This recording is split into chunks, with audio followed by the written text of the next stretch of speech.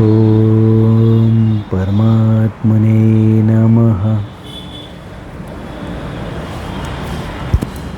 नमस्कार, मी आहे तुमचा मित्र जीत. मी गीतेच्या 19व्या भागामध्ये मी तुमचं मनपूर्वक स्वागत करतो आहे. दुर्योधन, पुढचा श्लोक आहे अध्याय पहिला, श्लोक 7वा.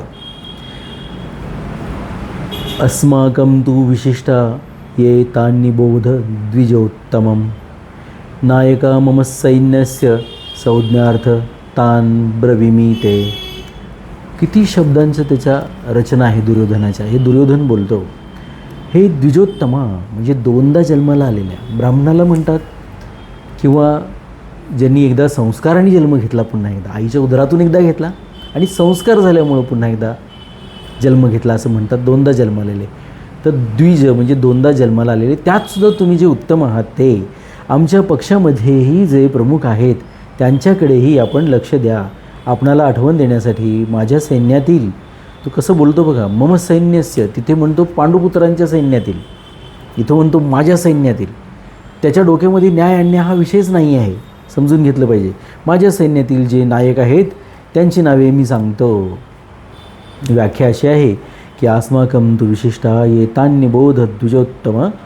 दुर्योधन द्रोणाचार्यांना म्हणतो की ही द्विजश्रेष्ठा ज्याप्रमाणे पांडवांच्या सैन्यामध्ये श्रेष्ठ महारथी आहेत, त्याचप्रमाणे आमच्या सैन्यामध्ये सुद्धा त्यांच्या सैन्यातील महारथ्यांपेक्षाही काही कमी दर्जाचे महारथी नाहीत, तर त्यांच्यापेक्षाही श्रेष्ठ दर्जाचे महारथी आहेत. त्यांनाही आपण समजून घ्या.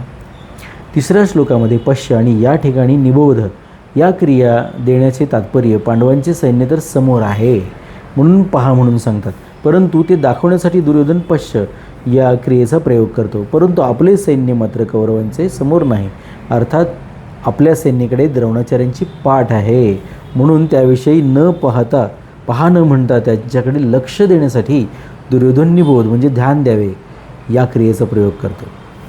नायका मम सैन्यस्य संज्ञार्थ तान मी प्रवितते. तेव्हा संज्ञार्थ म्हणजे मी सांगतो तुम्हाला, असं उल्लेख म्हणून सांगतो तुम्हाला, किंवा एक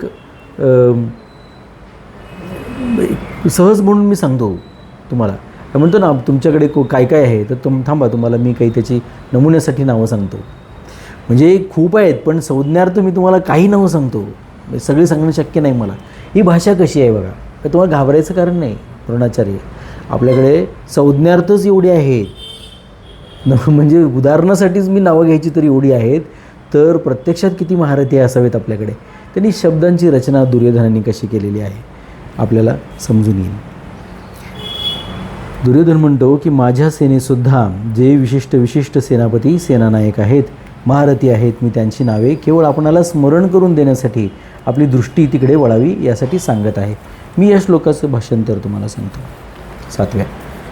हे ब्राह्मण श्रेष्ठ, आमच्या सैन्यात नायक होण्यास पात्र असे कोण विशेष योद्धे आहेत ते आपणास नीट समजावेत म्हणून आठवण देण्यासाठी मी सांगतो. पहा, हे भाषांतरसुद्धा आपण ऐकावं. बऱ्याचदा काय होतं की भावार्थ दिलेले असतात, जसं ते संस्कृतमध्ये घडलं, बोलणं गेलं, तसं ते मराठीमध्ये आपल्याला माहिती असणं अपेक्षित आहे. ते भाषांतरामध्ये आपल्याला समजून येते. तर इथे संज्ञार्थम म्हणण्याचे तात्पर्य असे आहे की आमच्या असंख्य सेनानायकांची नावे आपणाला कुठवर सांग. मी त्यांच्याकडे केवळ अंगुली निर्देश करत आहे.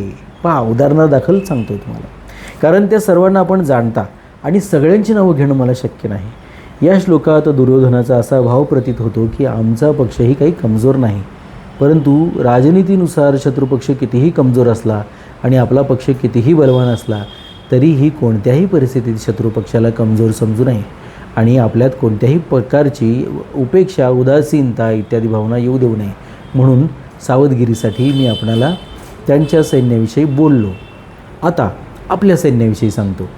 दुसरा भाव असा आहे की पांडवांच्या सेनेला पाहून दुर्योधनावर त्याचा फार प्रभाव पडला आणि त्याच्या मनामध्ये थोडे भयसुद्धा उत्पन्न झाले, कारण संख्येने कमी असले तरी पांडवांच्या सैन्यामध्ये पुष्कळसे धर्मात्मे होते आणि स्वतः श्रीकृष्ण भगवानही होते. ज्या पक्षात धर्म आणि भगवान असतात त्याचा सर्वांवर मोठा प्रभाव पडतो. अत्यंत पापी आणि दुष्टातिदुष्ट व्यक्तीवरही त्याचा प्रभाव पडतो. इतकेच नव्हे तर पशु, पक्षी, वृक्ष लता इत्यादींवरही त्यांचा प्रभाव पडतो. कारण धर्म आणि भगवान नित्य आहेत. भौतिक शक्ती कितीही उच्चतम असोत त्या सर्व अनित्यच आहेत. म्हणून पांडव सेनेचा दुर्योधनावर फार मोठा प्रभाव पडला. परंतु त्याचा भौतिक शक्तीवर मुख्यत्वाने विश्वास असल्याने तसा विश्वास द्रोणाचार्यांना दाखवण्यासाठी तो म्हणतो की आमच्या पक्षात जितकी विशेषता आहे तितकी पांडवांच्या सैन्यात नाही. हा भाव त्याचा आहे मुख्यत्वे, की आपण म्हणून आम्ही त्यांच्यावर सहज विजय मिळवू शकतो आणि तुम्ही आमच्यासोबत आहातच. पहा, ही नावं थोडक्यामध्ये पुढच्या श्लोकामध्ये सांगतील. आपण जाऊ पुढच्या भागाकडे. ओम परमात्मने नमः.